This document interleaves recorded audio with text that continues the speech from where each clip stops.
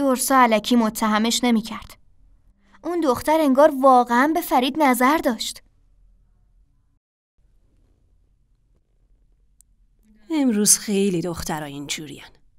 اگه کسی باشون حرف بزنه فکر میکنن عاشقشونه. دچار سوء تفاهم میشن. تو میتونی بری.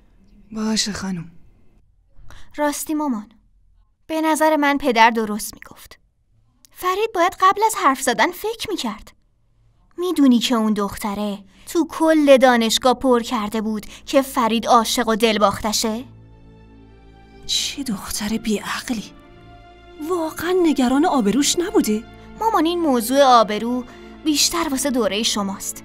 دخترای این دوره زمونه بیشتر به فکر اخاذی از پسران و اتفاقا هم موفق میشن.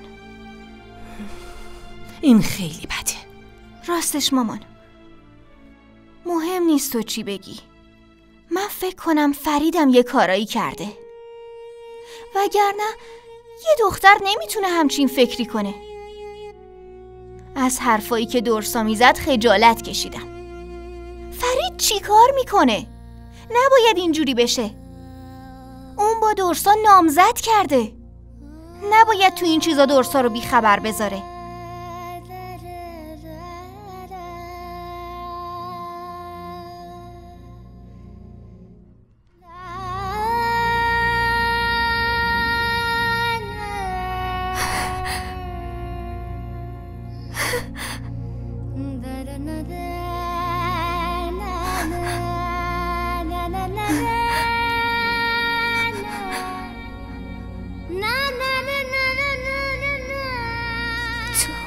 خیلی زیبایی،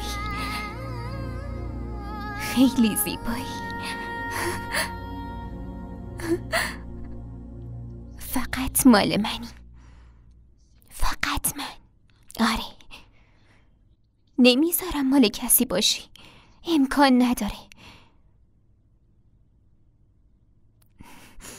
واقعا خوشتیپی.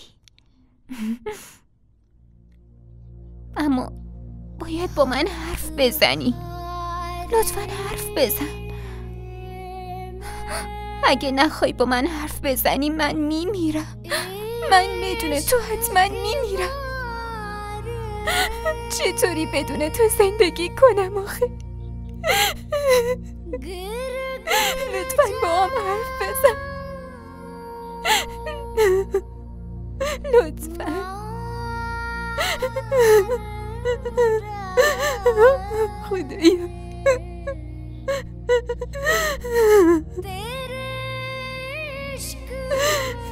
خدایا، خدایا، لطفاً یه کاری کن با هم حرف بزنه. لطفاً کاری کن منو دوست داشته باشه.